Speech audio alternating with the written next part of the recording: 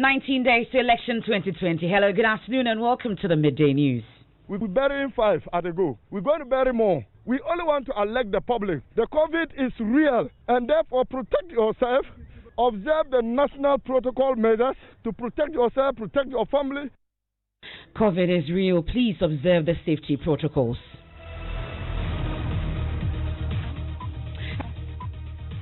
And this bulletin is coming to you live from the Joy 99.7 FM studios here in Kokomlemle. It's a digital address GA0993341. Also live on Love 99.5 FM in Kumasi. Affiliates across the country, including ATL FM in Cape Coast, A1 Radio in Bolgatanga, and Radio Max in Takrade, and around the world at myjoyonline.com. In this edition, firefighters struggling to contain midnight inferno, which eyewitnesses say started from the Odona market at the Kwame Nkrumah Circle. 70 million.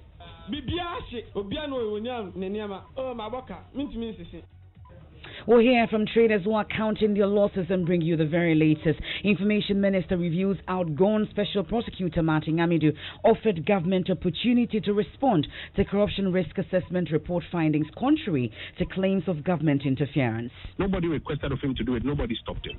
When he voluntarily provided a copy, his initial comments to the president, and asked for comment, he brought it on his own. We'll hear from Kojo Nkrumah as anti-corruption crusaders ask government to kickstart the process of finding a replacement for Mr. Amidu. Also, I heard gunshots and then saw my husband on the ground. Wife of painter gunned down in Ayebiase in the Ashanti region recounts events that led to her husband's death. Pay.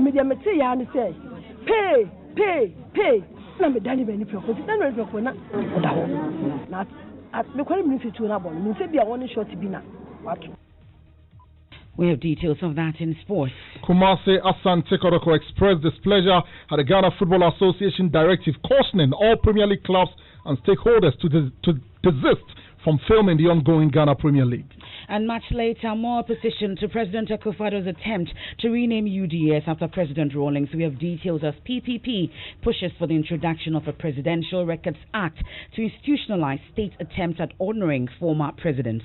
You love that, bury at his own soil where the mother is buried. We need a place to put the body, be a good place, serene place, so that it can be a tourist center, a history for the town, because a hero.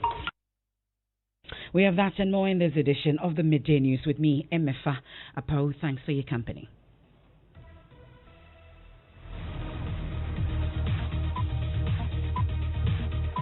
And let's start this bulletin from the Kwame Nkrumah Circle, where firefighters from midnight have been struggling to contain an inferno which eyewitnesses say started from the Odona market. It is unclear whether there were any casualties beyond the destruction of traders' wares running into thousands of Ghana cedis. My colleague Benjamin Akakbo has been speaking with some of the traders who say several fire incidents have happened in the same market in the past. Some of the people who trade here assisting the Ghana Fire Service, a lot more smoldering going on there. In fact, more flames are still very much alive and burning. Mommy? Almost everybody is cooking because a lot of these people, they spend the entire day here. The same safetiness all of us will try to play at our various homes where we also have cylinders.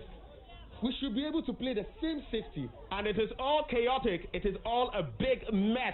It's still unclear what exactly triggered the fire, whether it was an electrical fault or a gas leakage that resulted in the fire. We've got different accounts that have been given to us, and nobody wants a repeat of this. So the traders there are blaming officials or the fire service for arriving late when they were caught, and as if that's not enough, they also arrived with little water. First one, second one, so 3 minutes. Nasa. After the started say spread it. The general complaint here is that the fire service didn't react quickly enough. In fact, 2 of their vehicles came through without being able to do anything, and that is what supposedly has led to the fire raging all the way to this point where all of those in this market area have lost property. But if fire personnel at the scene, Officer Grade 2, Eric Smith, says that's not the situation. The appliances there, those operational men running it, when they come in the morning, they will check whether oil is inside. fuel is inside, water is inside. Wherever any appliances go and discharge water, you need to fill it before it comes back to the station. So there's no way appliance will move from the station and then to the fire scene, you will tell me there is half water. Secondly, the way the public sees the size of the tender, they thought every place is full of water. All the tenders that we have, when we run our hose and it's fully charged, they open all the delivery. Within 5 minutes, whatever inside is in the appliance will finish. Our biggest tanker is 3,000. And I'm telling you, within 5 minutes, when we fully open the hose, 5 minutes, it will get empty. So even when we get to the fire scene, we control the water. And then when we look at the size of the fire, we call for reinforcement to come and assist. Officer Grade 2, Ghana National Fire Service, Eric Smith. Now the traders are appealing for assistance from the assembly to enable them get back to work. I know my hands have lost so much. Maybe everyone can get back to their feet in the next 10 years. Government with a lot of hard work. If this market is going to be in place again, they should give every possible space. There should be an emergency link that the fire service can be able to use to penetrate and put things in order should in case there is an emergency. If the system, the management of this market stand to say this is what we want, definitely the people around will comply by it. Trader Sada Kwame Nkrumah Seko. Now, Benjamin Akakpo has just returned from the scene. He joins me in studio with more on this. Now, Benjamin, let's talk about the exact part of the market that went up in flames and the extent of damage. Well, it's the entire market, Emefa, and it started from around the roundabout, the public toilet area, from the main entrance, one of the main entrances into the market. Interestingly, right before I returned, when you go to that main entrance, which is supposed to have been the source of the fire, there's a gas cylinder that has exploded. And no one knows whether that was the source of the fire itself. But it started from there, and per reports, it was just one kiosk, one container that went ablaze. And they were not allowed, the fire officers too, when they came, they were not able to quench the fire. And so it kept sweeping across the market. And it's the entirety of the market, actually. Well, so some of the traders you interacted with were asking for help from the assembly. Thankfully, you interacted with the MC, Samuel James near J-Teria. What's his response? Well, the point is that they are going to try to do something for them. It's not clear what exactly they are going to do. The Deputy Greater Accra Regional Minister was also there. One thing that is certain is that they are going to raise the market again, and I posed the question about whether this time around they are going to, cater for such matters as gas cylinders being used to prevent further disasters, illegal electrical connections, and maybe routes so that the fire service, for example, the fire service couldn't get access to the main, fire that had, because they couldn't. There were no access routes. And so that was a major problem. So they had to basically be shooting the fire from either beyond the wall or getting closer. It was only after we had got in that they were getting their hoses into the thick of things. So it tells you that without the access routes into the market itself, that is a major problem. The Deputy Greater Accra Regional Minister did indicate that when they do put up a new market, they would do something about that. Thank you very much, Benjamin Akakpo. This is the Midday News. You're on Joy 99.7 FM. On to some other issues now, because Information Minister Kojo Nkrumah has revealed that the outgone Special Prosecutor Martin Amidu, on his own, offered government the opportunity to respond to the findings of the corruption risk assessment he conducted, contrary to claims of government interference. The President, through his Executive Secretary, in a 9-page, 40-point response, among other things, described the claims as untenable and perplexing. We'll hear from Mr. Nkrumah shortly, but first we unpack the claims and responses in the following News Desk report. On the first matter of failure to resource his office, Martin Amidu in his resignation letter said, "The compulsion to use a limited number of staff in a 3-bedroom and boys' quarters accommodation undermined the achievement of the objects of the office and my undertaking an oath before Parliament. One cannot seriously continue to prevent and fight corruption by depending on a seconded staff of a 2-year duration who are looking forward to and or over their shoulders to returning to their main employers, who consequently may have more influence over them than the special prosecutor under whom they are supposed to work." To this claim by Martin Amidu, the government roundly and flatly denies and insists they had adequately resourced Martin Amidu to undertake the duties of his office. In the response of the presidency, signed by Executive Secretary to the President, Nana Asante-Bediatuo, it is claimed, "In 2018, an amount of 1 million Ghana cedis was released to your office to enable it undertake set-up activities.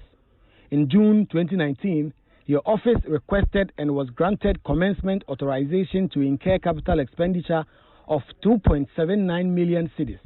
You failed to make a request for payment in respect of this related procurement. The response goes on to state that, quotes, the compensation budget for the Office of Special Prosecutor in 2019 was not utilized because your office was not able to recruit relevant staff by the end of the year. In 2019, financial clearance was given to your office to recruit 249 staff. As at the end of the year, the staff had not been recruited. The failure of your office to recruit personnel cannot be laid at the doorstep of government. The government further claims it identified a building opposite the Bank of Ghana Hospital in Cantonments.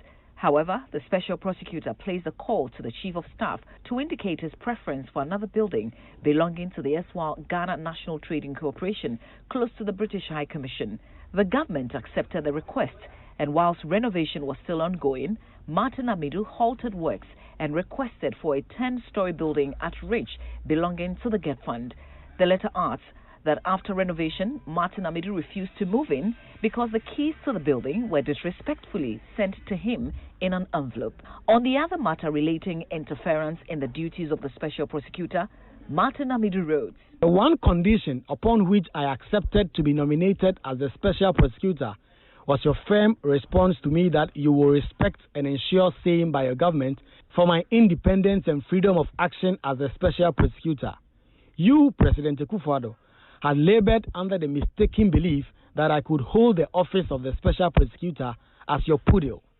Among other things, Martin Amidu alleged that the president had invited him to his office to impress on him to shelve his corruption risk assessment report, which had, among other things, made findings of bid rigging and conflict of interest against the finance minister, and also a negative anti-corruption assessment against the presidency in the manner it gave executive approval for the deal. The presidency responds by saying, at the outset, it must be made clear that throughout your tenure as special prosecutor, neither the president nor any member of his government has interfered or sought to interfere with your work. Your accusation of interference with your function simply on account of the meeting the president held with you is perplexing. An exercise of what you considered to be your powers under Act 959, you had voluntarily proceeded to produce the Ejapa report.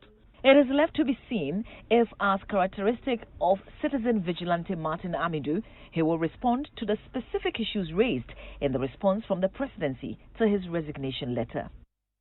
So the president's response through his secretary, Nana Bidu Asante, has attracted some criticism from sections of society, whilst others faulted Mr. Amidu for not deploying the resources provided him by the state. Honorary Vice President of Imani Africa has been speaking in support of Martin Amidu on his claim that government failed to adequately resource his office. According to Bright Simmons, in spite of all the budgetary allocations, government's failure to migrate the office onto the gift mix meant that it would have been difficult for the special prosecutor to access those funds. The problem that you have is that several preconditions must be met before the money that has been voted can actually be used for work. One of the problems that the special prosecutor had was that they were not setting him up on GIFMIS, right? Mm-hmm. The Controller and Accountant General Department is the only organization that can migrate you on to GIFMIS. And in GIFMIS, you have the financial spending model. You also have the Human Resource Management Information System model, HRMIS model, which more or less is the evolution of the IPPD2. Now, the problem is that none of those things are within the power of the special prosecutor. He doesn't control these computing systems. His own office needs access to computing capabilities and the likes to access GIFMIS. And then they have to create the necessary accounts and the rest of it so that he's operational. If he's not willing to break the law, because in 2016 we passed a law that said payment outside GIFMIS is illegal. And if he's special prosecutor and he cannot break the law. That's the Honorary Vice President of Imani Africa, Bright Simmons there. But Information Minister Kojo Pong Nkrumah disagrees. He spoke on the Super Morning Show. Let me be quite clear. We don't need to mince words about it.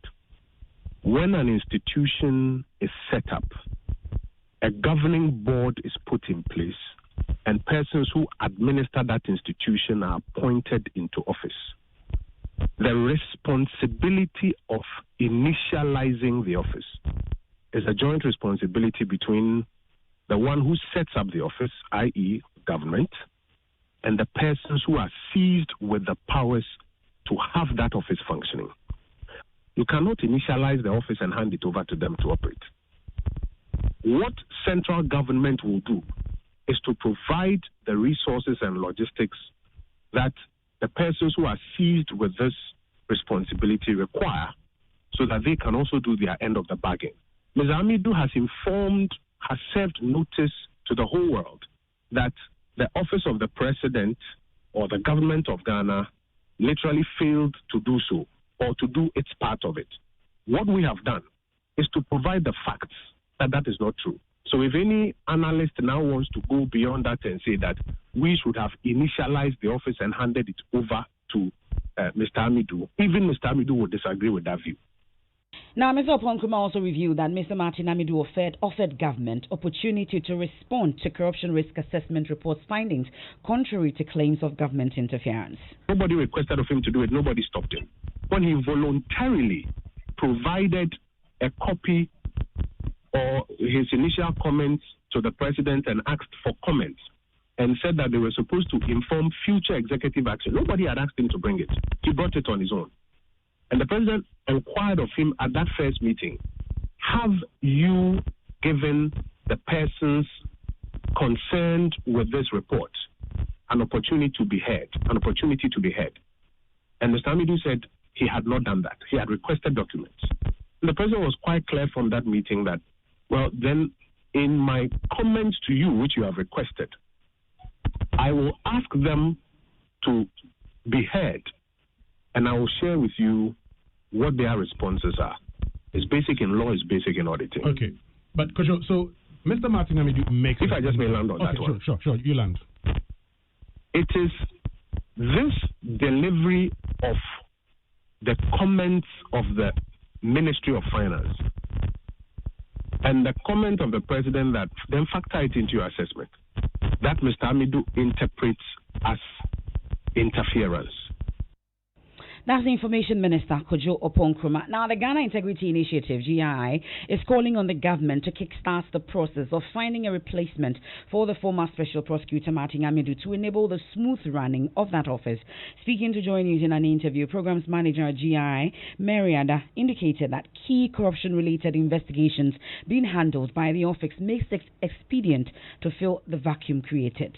We wouldn't that it is so, but that is what we have. And so going forward, definitely it is an office that is established, and for that matter, it should transcend individuals. And we also have an act that seeks to operationalize the office, the legislative instrument for that matter. So quickly, the handing over process and transitioning should be activated, and the board would therefore look to overseeing that it's done properly and expeditiously. We don't want a gap because there are some key ongoing investigations that he himself alludes to. That's the Programs Manager at the Ghana Integrity Initiative, Mariada. We're still yet to hear from the board of the Office of the Special Prosecutor, chaired by Linda Ofori Kwafo. Now, the wife of a painter shot dead yesterday by a driver at a Yebiasi in the Ashanti region has been recounting the event that led to her husband's death for the first time. The widow, Vida Ofori, says her husband's attempt to settle a squabble between two drivers led to his death. According to her, she witnessed her husband being shot in the stomach by the suspect, Francis Azambaga, also deceased, forcing her husband to the ground and bleeding profusely. She spoke to Love FM's Nanaya Ochima. It's not a matter of a block of a class. Sinamiku Sister Minico, Stancy Normal Quason, or Quaho. To a corner, no Patabraham say. Would your nephew say when I two cano? Nako, Mama Traffic, a block. Into a class unhappy, and I yes, sending a quason. Lukuman, ye father. And 2 years, or 2 years, not when so Edimica, Abetra, woman. To make your money, now, or more. Omano Mujana has said, Omunia was almost side, but goes home a sea woman more. Tell me, could come. And no. But Omano Mobano, a sense no new means or no kind. Me couldn't be kind. I will be an abundance. So that's an eyewitness there. Okay, the widow of one of the victims, Vital Fori, there interacting with Love FM's Nanaya Ojima, recounting how she witnessed the shooting of her husband. Nanaya Ojima joins us on the line for more on this developing story. Nanaya, it's not just the widow you spoke to; you also spoke to the sister of the suspect, Francis Azambaga, and she's refuting police claims that her brother shot himself. Tell us more. Hello, Nanaya. Yes, Emefa. So I'm asking about your interaction with the sister of the suspect, Francis Azambaga, who is refuting police claims that her brother shot himself. Tell us more. So according to Lydia Azambaga, who happens to be the sister of Francis Azambaga, they have been to the ground to speak to some eyewitnesses who are saying that it wasn't the brother, Mr. Francis Azambaga, who shot himself, but rather it was the police who shot Azambaga. And according to her, they have also received a video confirming what she's saying. So they showed me the video. So I would want to describe the video. In the video, you see two men, one in full police uniform, the other wearing a white apparel. One of them you see clearly holding a gun, AK-47 gun. The other, the gun is not showing, but you see that both of them are focusing on the car of the victim. They were actually standing across the street where the victim's car was parked, and you could hear 3 gunshots coming from wherever it was coming from. So the video doesn't specifically show the two men shooting or killing the victim, but the deceased. But you see the two men standing across the street holding guns, and that is what they are claiming is the evidence showing that the police killed the brother, instead of what the police are saying, that the brother shot himself. So the family says they would want to they want the police to release the body of the brother and take it from there. That's my colleague Nanaya Ojima bringing us the latest on that. So both victims have since died in the hospital. We're getting more from this. The allegations from the family, from the police, will get some responses. This is the Midday News here on Joy 99.7 FM. Top stories: Information Minister reviews outgone Special Prosecutor Martin Amidu offered government the opportunity to respond to corruption risk assessment reports findings contrary to claims of government interference. He's also been hearing from anti-corruption crusaders who are asking government to kickstart the process of finding a replacement for Mr. Amidu. When we return from the break, we have sports and then also more opposition to President Akufo-Addo's attempt to rename UDS after President Rawlings. We have details as PPP pushes for the introduction of a Presidential Records Act to institutionalize state attempts at honoring former presidents. You love that, buried at his own soil where the mother is buried. We need a place to put the body, be a good place, serene place, so that it can be a tourist center, a history for the country, because a hero. Challenges bring your dear. We're going to make every moment special. Whether it's I See You People. There's more than enough drama series to bond over. There is something to keep you. What are we doing today, man? Endlessly entertained. You won't miss the action between. Nobody will be better. Ronaldo or Messi. We're not going to rescue you from Auntie's questions. So You said when you marry now. that will give you ideas. Choose DSTV this holiday season and make it your moment for only 45 Ghana cedis per month. Or join us by buying a DSTV Zappa decoder for 229 Ghana cedis per with 1 month access. Remember, you can now pay your subscription, reset or activate your account, as well as buy a decoder with our over 100 Pay Buddy stands and mobile agents at no extra cost. Official poll. Bronya just got live with DSTV. Call us on 0302-740-540 or SMS 1731. DSTV, it's your moment. Challenges Bronya dear. We're going to make every moment special. Whether it's I See You People. There's more than enough drama series to bond over. There is something to keep you. What are we doing today, man? Endlessly entertained. You won't miss the action between. Nobody will be better. Ronaldo or Messi. We're not going to rescue you from Auntie's questions. So You said when you marry now. that will give you ideas. Choose DSTV this holiday season and make it your moment for only 45 Ghana cedis per month. Or join us by buying a DSTV Zappa decoder for 229 Ghana cedis per with 1 month access.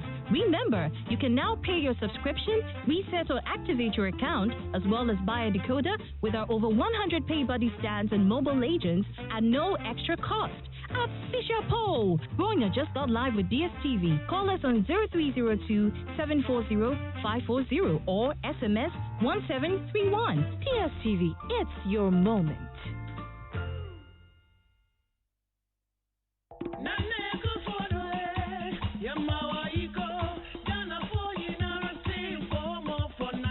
Fellow Ghanaians, the stakes are high for our country this December. Don't stay home. Remember, this election is about your future. Which of the candidates will you trust with managing our economy better? Which leader can give us free SHS and enhance the education of our children? Who can you trust to protect us during dark periods such as COVID-19? Who has the competence to protect our economy, build roads and dams? Do you remember the dark periods of Doomsaw, Create, Loot and Share Brigade? This December, remember we cannot afford the risk. Let's vote for Nana Akufo-Addo and the NPP to protect our progress.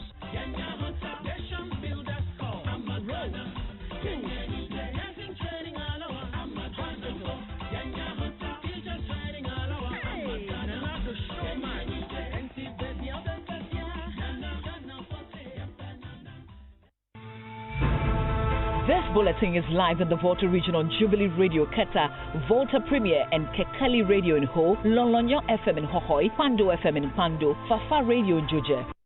Thanks for staying with us here on the Midday News. Let's do sports now, Hans Sando. Hi, Emefa, and management of Kumasi Asante Kotoko has expressed displeasure at the directive from the Ghana Football Association cautioning all Premier League clubs and stakeholders to desist from filming the ongoing Ghana Premier League. In a letter from the association addressed to all clubs and stakeholders, the GFA emphasized that illegal filming infringes on the contractual agreement with broadcast partner Star Times Ghana, and anyone found culpable will be dragged to the law court. Love FM's Delali Atiasi has more.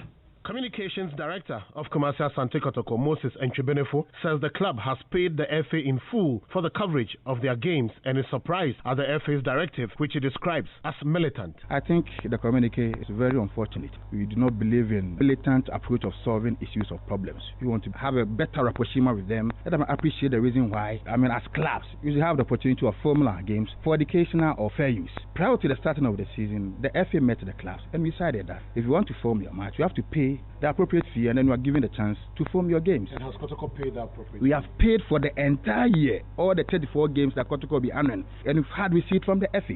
So why do you prevent us from covering our games? Not to stream live, not to commercialize it, but just to serve as an aid to the technical team to critically analyze our games and then work accordingly for us to get our desired results. We are moving in a more technological and modernized world. Let us embrace change. We should not be resistive when change is coming. Even the contract that you signed, they should come and show us the clause that's spotted in the contract that prevents the clubs from covering the games for academic purposes and not for commercial purposes. That's Delali Atiasi's report, and that's your sports. Thank you very much, Hans. Now, the Progressive People's Party is asking Parliament to introduce a Presidential Records Act to streamline efforts made at honoring the legacy of former presidents. The call follows disagreements by political parties over proposals to rename state institutions after former President Rawlings in a bid to immortalize his legacy. Let's hear from the General Secretary of the PPP, Paco Akon.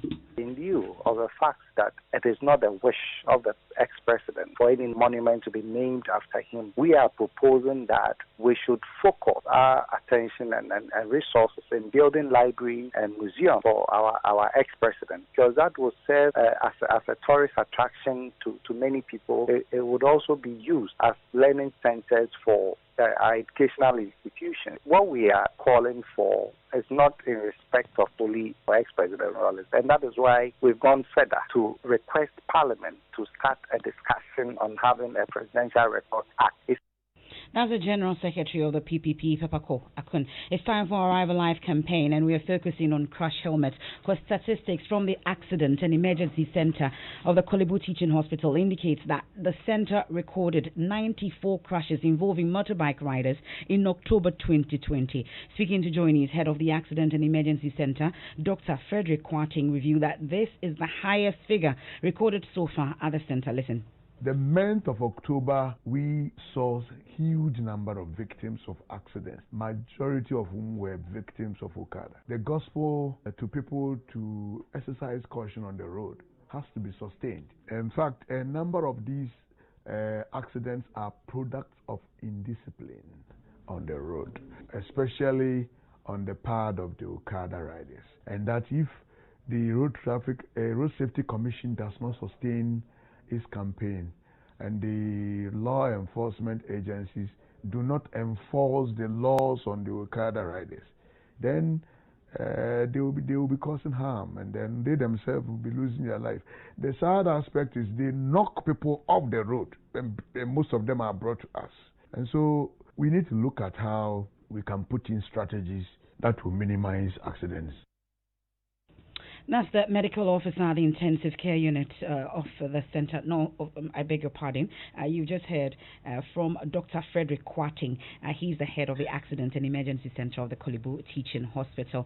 And that's how you arrive alive. You have the responsibility to do so. Do not die a painful death. Arrive Alive is brought to you by the National Road Safety Authority with support from Toyota Ghana, Logistics Movers, and the Joy News Safe Drive campaign. I am Emefa Apawu. There's more news when you log on to myjoyonline.com. Thanks so much for your company. Choices, Part 11 with Pastor Mensotaville after the break.